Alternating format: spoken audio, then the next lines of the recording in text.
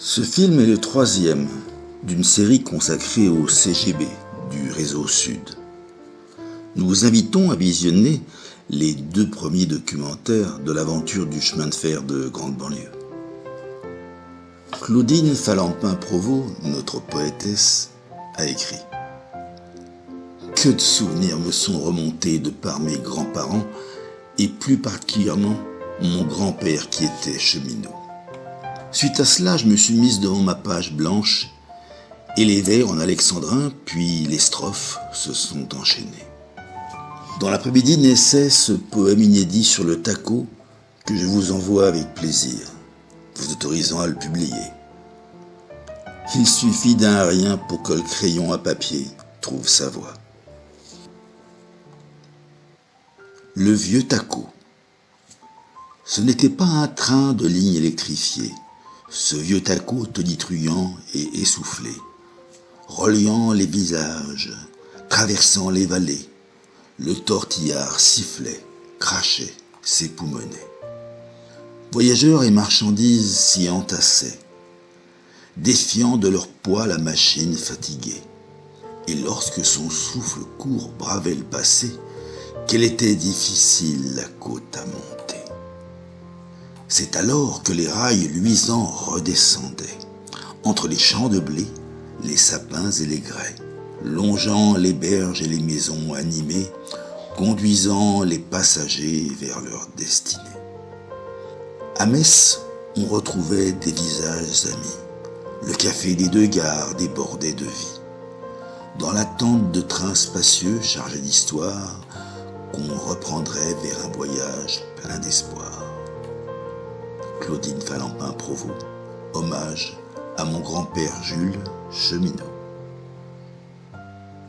Après Claudine, Marcel Paillet, né le 19 avril 1926 à Metz, a bien voulu nous ouvrir ses souvenirs pour commencer notre voyage. Oui, il était en train de le démolir. Bon, ils ont descendu à tout le ravin, puis dans le virage, ça a été tout droit. Il y avait même un rail qui avait traversé le Maroni. Il y avait un trou dans le Maroni. Quels sont tes autres souvenirs du taco? Le taco, il desservait les gens. Oui. Et puis, il transportait aussi les briques. Les briques, oui. Briqueterie à la gare. Les betteraves aussi. Oui. Les betteraves pour la sucrerie. Donc, Tu sais. Qu'elle est descendue. Voilà. Raconte-nous cette histoire du wagon. Ouais, c'est l'histoire avec la sablière. Parce que la sablière a été exploitée par Eugène, quoi. C'est lui qui s'en est occupé. Le sable, il partait pour les verreries. Puis, il y avait un aiguillage à la briqueterie. Il y avait une tranche pour descendre, et puis il y avait un aiguillage qui allait à la sablière.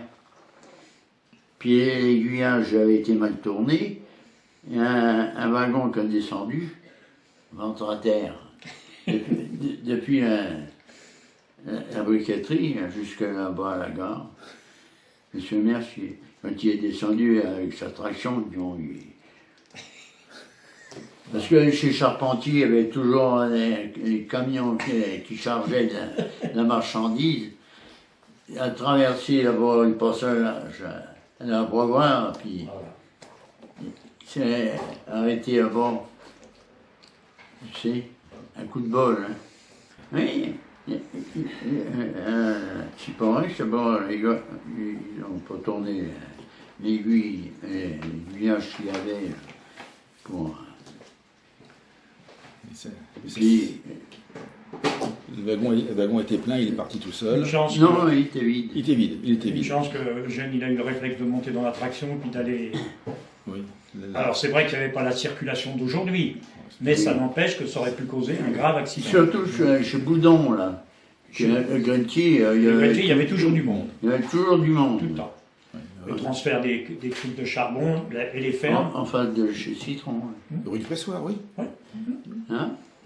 Bah oui, parce que c'était pas comme ça à l'époque. Hein. Il y avait le dépôt de charbon, il y avait tout ça. Hein. Ah oui, il y avait les graines, le charbon, Ouais. les engrais. Ouais. Il sait tout, hein, Pierre Boudon. Ouais. Hein? Eugène. Hein? Pierre Boudon, lui, il était sacré. Dans un pays avec sa carriole à 4 roues, là, puis son cheval. Ouais. Il a joué comme ça chez tout le monde. Oui, c'est intéressant ce que tu dis là. Donc, tu as connu Metz pratiquement sans voiture. Ah bah oui. À Metz, il y avait trois voitures que j'ai connues. Ah oui. Alors, qui avait des voitures à Metz? Les Il y avait premiers. le docteur, Denise, puis le notaire. Ah ouais. Aujourd'hui, je suis au milieu de la route.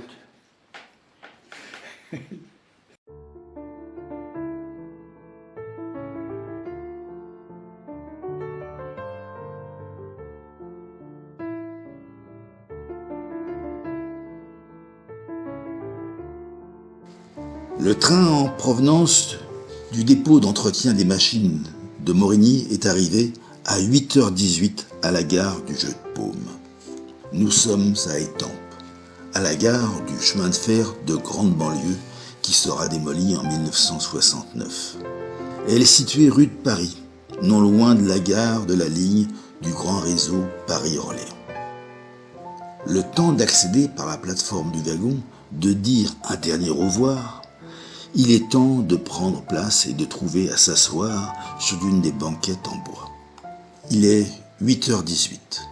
Le sifflet retentit. Nous partons. La côte à la sortie du bourg d'Étampes ralentit la vaillance de la petite locomotive Pingelly qui fume tout ce qu'elle peut.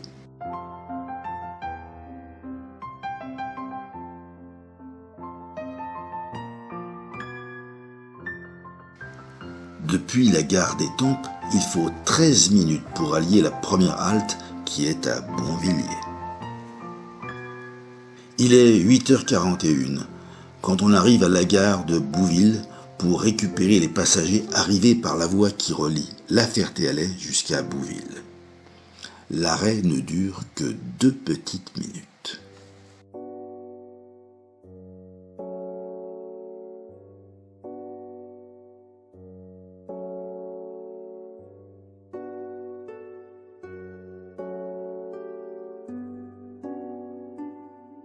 À 8h48, on franchit la halte de Puiselay-le-Marais. Sur ce secteur, les rails dominent sur un grand remblai. Il est 8h54. Le convoi fait sa halte à la station de Valpuiseau. Passé la ferme de Bretonvilliers, le train se retrouve à suivre la route d'Étampes à Fontainebleau, avant de couper pour redescendre vers Metz par le fond de l'Ardennais et le bois du Camard. La forêt qui domine la briqueterie et sa carrière sont contournées.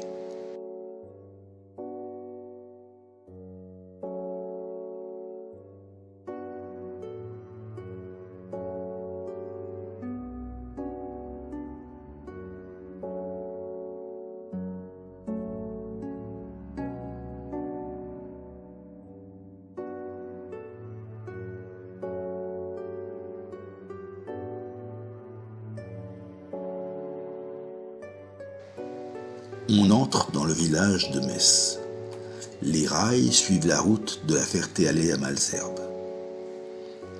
Depuis 1912, les rails font partie du décor et de la vie du village. On n'y prête même plus attention quand on s'installe pour prendre des photographies au souvenir des événements familiaux, devant le relais de l'auberge fleurie. Puis arrive le terrible virage où 16 malheureux travailleurs tunisiens sont morts et 35 blessés lors d'un déraillement à la fin de la guerre de 1914, le 26 octobre 1918. Un des rails transportés finira même, telle une flèche, à transpercer un marronnier. Le virage, qui était initialement très serré, trop serré, a été redessiné avec plus de douceur. On a exproprié un bout de terrain pour réaliser une courbe moins dangereuse.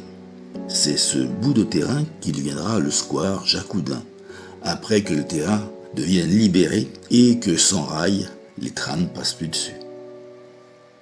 Quand le réseau ne sera plus exploité qu'entre le tronçon de la gare et l'usine Siporex, entre la fin d'exploitation du CGB le 1er juillet 1949 et 1964, on se souviendra que c'est toujours dans ce virage que la petite automotrice utilisée par l'usine patinait.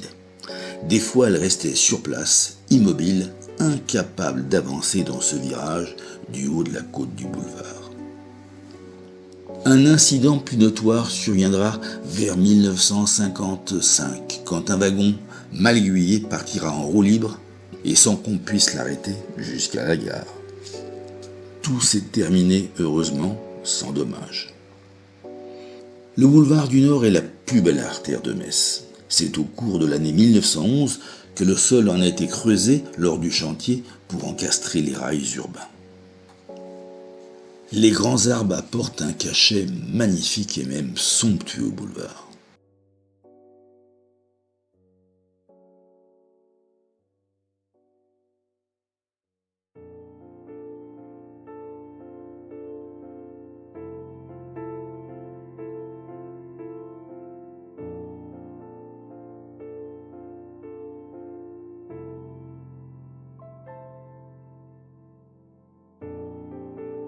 Il y a un arrêt facultatif à la hauteur de la rue du Pressoir.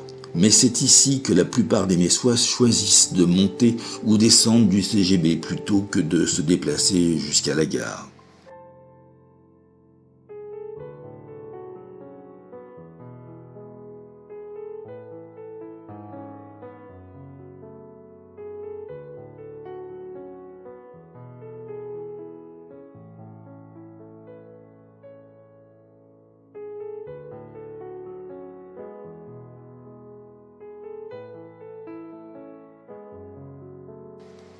À partir de l'Abreuvoir, en bas du boulevard, les rails traversent la grande rue pour rester à droite de la chaussée et aller se diriger vers la gare. Ceci également permet d'adoucir au mieux la courbe du bas de la pente. On passe devant la sucrerie de Metz, où sera bien plus tard implanté l'Intermarché qui à son tour disparaîtra. Pour la sucrerie, on a réalisé un embranchement pour lier les rails du CGB au grand réseau PLM. La sucrerie est reliée aussi au réseau CGB en 1923, ce qui lui permet de faciliter l'acheminement des betteraves depuis les plaines de culture lors des campagnes sucrières annuelles.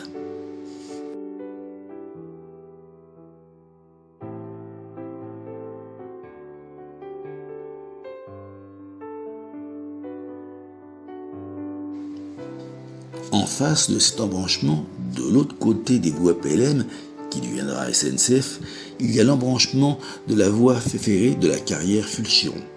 L'exploitation de la carrière possède un locotracteur à écartement des rails standards reliés au réseau PLM et un réseau mobile à voie étroite qui est déplacé au fil du besoin, au plus près du lieu d'extraction dans la carrière.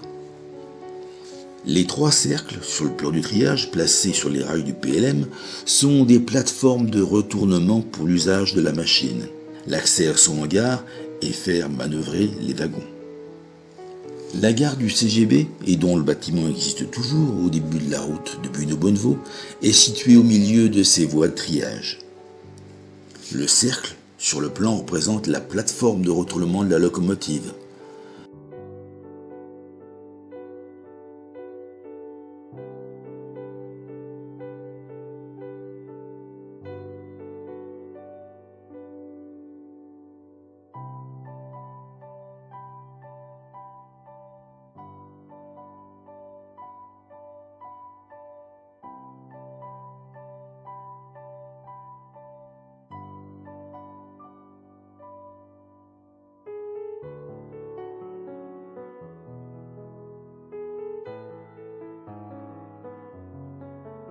Lors de la création du CGB, la voie ferrée arrivant de Metz tournait à droite vers la gare CGB. Quand le CGB n'existera plus, mais que les rails de Metz serviront toujours pour l'exploitation de la briqueterie Siporex, la courbe sera modifiée pour aller vers la gauche, vers l'embranchement SNCF ex-PLM. Ceci explique la configuration différente visible sur les plans selon avant ou après l'année 1953. Pour revenir au CGB, il faut préciser que l'exploitation de la ligne reliant Étampes à Metz configure Metz comme étant un terminus. C'est un autre train qu'il faut prendre pour aller à Milly. La ligne entre Milly et Metz est une navette dont le trafic survivra jusqu'au 1er juillet 1953. Ceci permet à donner le temps pour transborder sur le wagon CGB les marchandises en provenance du PLM et de charger sur les wagons PLM les marchandises et le courrier acheminés par le CGB. En partant à 8h18 d'Étampes, on arrivait à Metz à 9h08. Le trajet Étampes à Metz prenait 50 minutes. Pour les voyageurs et le personnel ferroviaire qui avaient à patienter ou se désaltérer tout en guettant l'arrivée des trains CGB et PLM, à l'angle de la rue de Bune-Bonnevaux, il y avait la maison Chanclus, le café des deux gares, qui portait bien son nom. La navette vers Milly partait à 9h11 pour y arriver au bout de 14 minutes à 9h25. La côte puis la descente faisaient partie du joli parcours qui, au départ, franchissait 2 ponts, dont l'un existe toujours au-dessus de la rue de Bune-Bonnevaux. Celui au-dessus de l'ex-ligne PLM a été démoli lors de l'électrification du réseau SNCF en 1984. Le train gravissait par le flanc de la montagne Saint-Éloi, puis filait tout droit entre les champs au milieu du plateau et sans longer la route avant de redescendre par la forêt, rejoindre la gare de Milly-la-Forêt et ses correspondances vers le terminus de Corbeil.